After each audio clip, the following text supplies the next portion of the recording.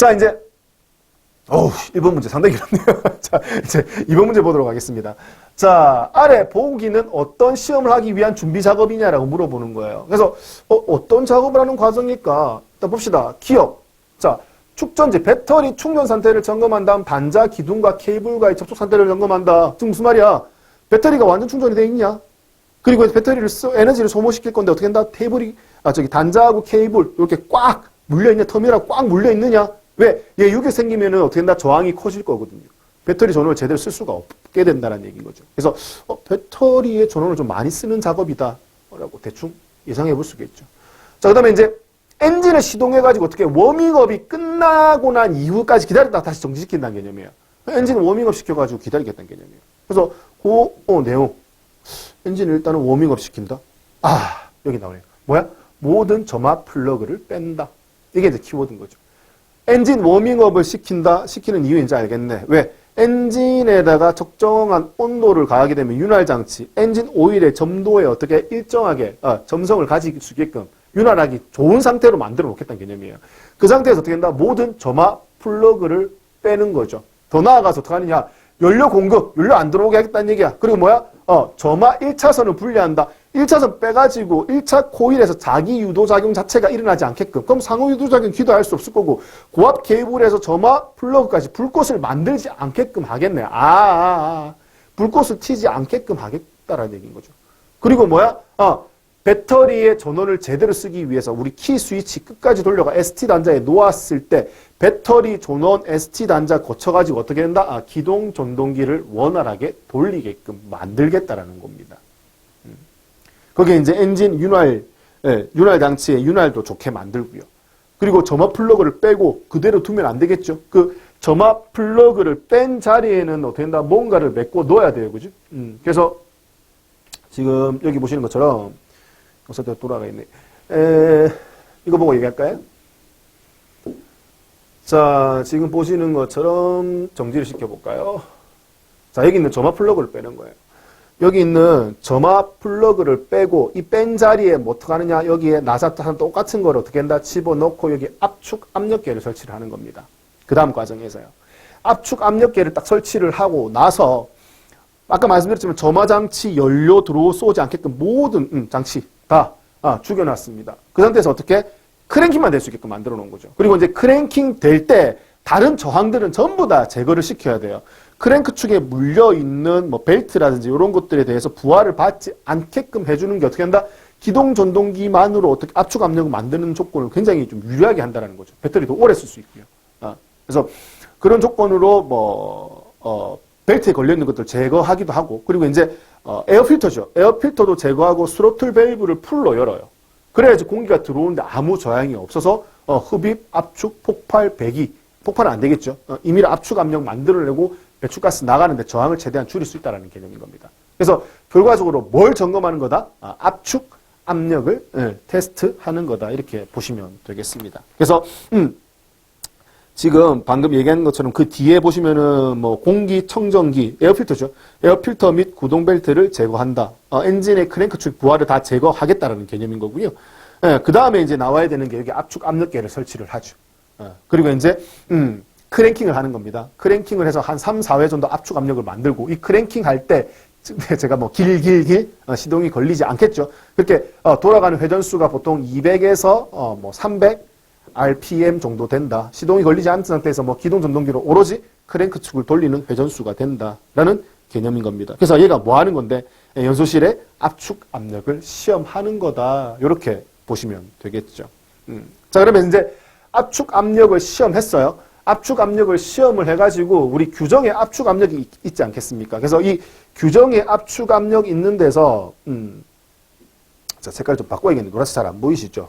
그래서 규정의 압축 압력의 뭐 90%죠. 90% 이상 나와야지 정상인 겁니다. 그리고 만약에 4기통 같으면은 각각의 실린더에서 압력을 측정할 수 있겠죠. 압력을 측정한 거 요 차이가 어떻게 된다? 10% 이내 안에 들어와야지 밸런스가 잘 맞는다라는 개념인 거고요. 요 조건이 다 만족이 되어야지 압축 압력 시험했을 때 이상이 없다라고 판정할 수 있다라는 겁니다. 근데 이제 요 조건보다 어떻게 된다? 좀 더 낮은 조건으로 나오게 되었을 때는 어떻게 된다? 그 다음에 이제 행할 수 있는 게 뭐야? 지금 이렇게 압축 압력 측정한 것이 뭐 건식 측정이다라고 보시면 되겠습니다. 그래서 이 건식 측정 다음에 좀 이상이 생긴 것 같아. 그래서 다음에 행할 수 있는 것이 뭐다? 이 압력계를 빼내고 어떻게 여기에 엔진 오일 얼마? 10cc를 집어넣는 거죠. 10cc 놓고 어떻게 1분간 기다리는 거예요. 1분간 기다리는 이유는 뭐 때문에 오일이 내려가가지고 어떻게 이렇게 유막을 형성할 때까지 기다려주는 거예요.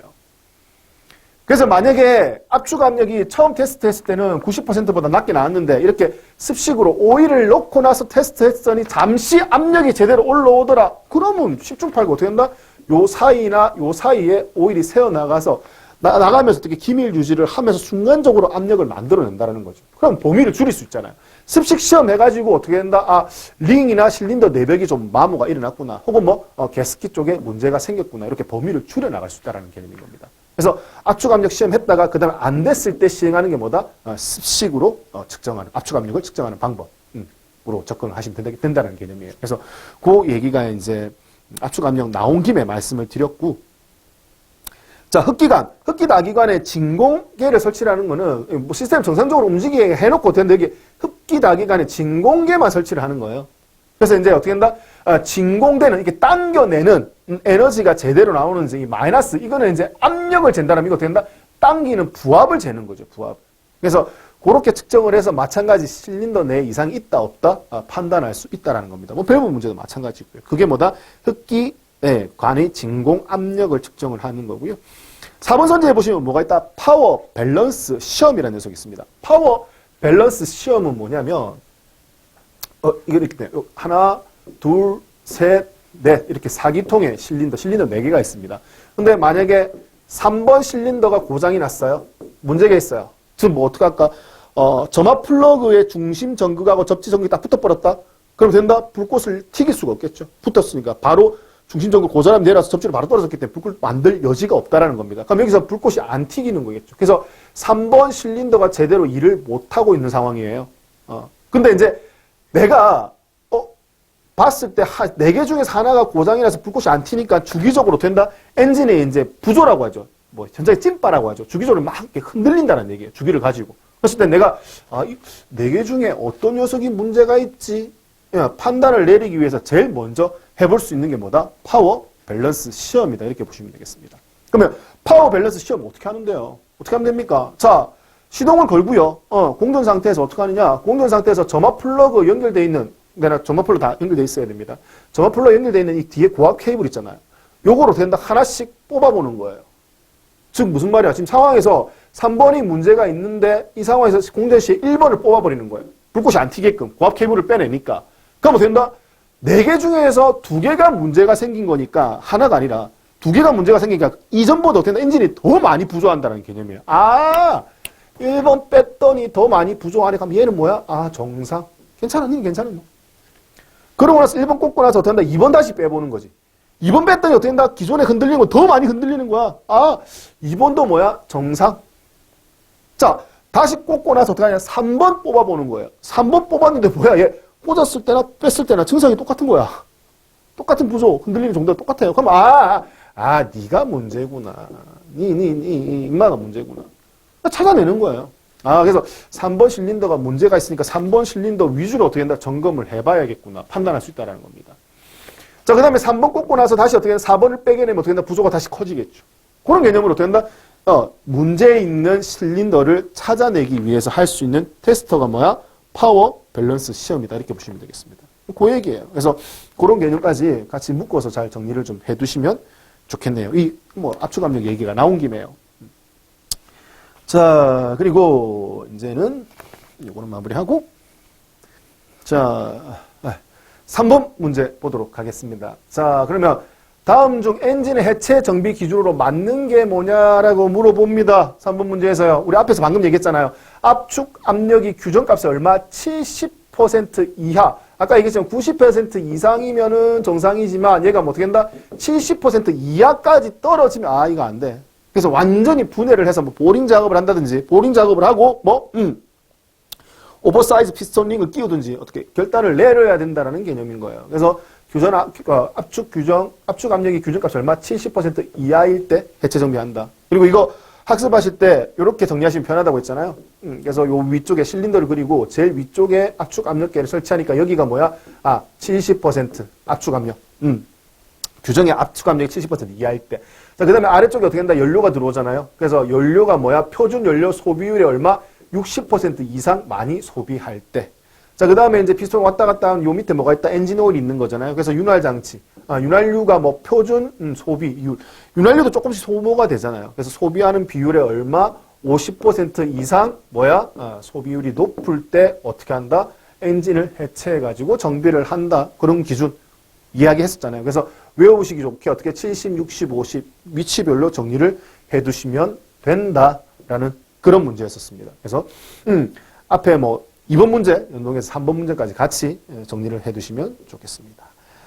자, 그 다음에 이제 4번 문제 한번 보도록 하겠습니다. 실린더 헤드의 변형 원인으로 관련이 없는 게 뭐냐라고 물어보는 겁니다. 자, 헤드볼트를 조이는 거예요.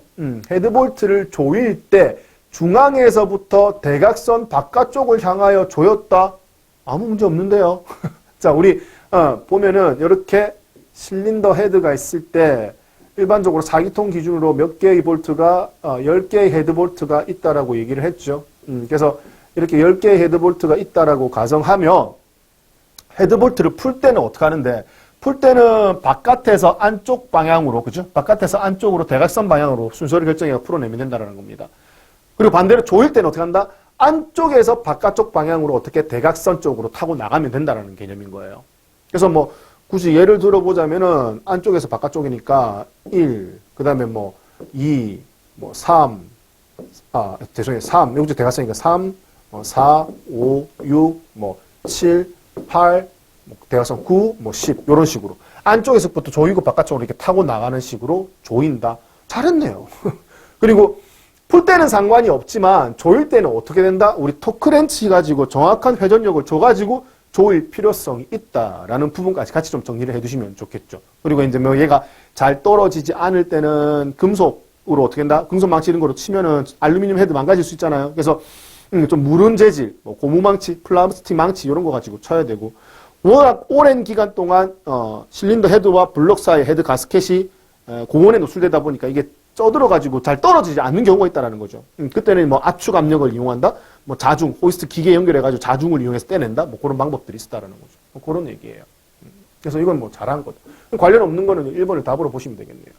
자, 헤드 가스켓이 불량한 겁니다. 헤드 가스켓이 불량해가지고 한쪽은 어떻게 두께가 제대로 돼 있는데 한쪽은 어떻게 된다? 두께가 굉장히 얇아졌다든지 아니면 불량으로 높이가 일정하지 않게 만들어진 거예요. 그 상태에서 어떻게 되는데 헤드볼트로 토크렌치 어떻게 강하게 조이게 되면 이 가스켓의 모양 따라 어떻게 변형이 일어날 수 있다는 겁니다. 그 얘기예요. 이것도 마찬가지겠죠. 조일 때도 제대로 똑같은 토크로 조이지 않고 불균일하게 조이면 어떻게 높은 압력에 의해서 변형이 생길 수 있다는 얘기죠. 폭발할 때 높은 압력에 의해서.